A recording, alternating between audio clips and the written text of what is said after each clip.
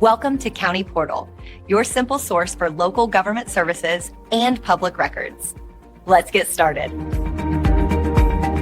Are homeless shelters free of charge?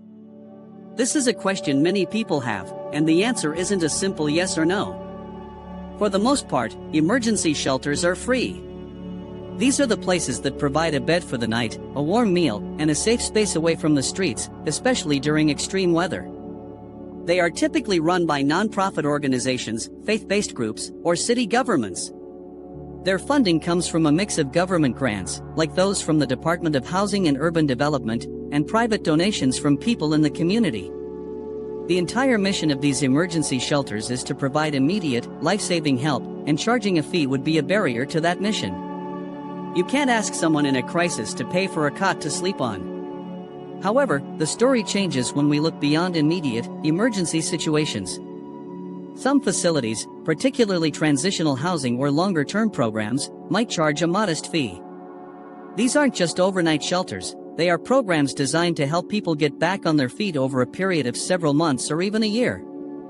In these cases, a shelter might charge what's called a program fee or a stay fee. This is rarely a flat rate.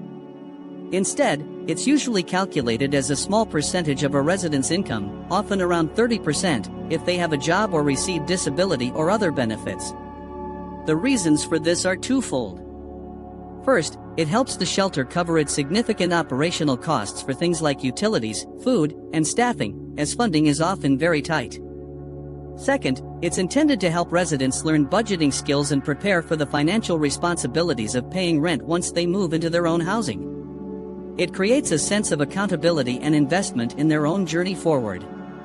It's also important to remember that even when a shelter is monetarily free, there are other non-financial costs to consider.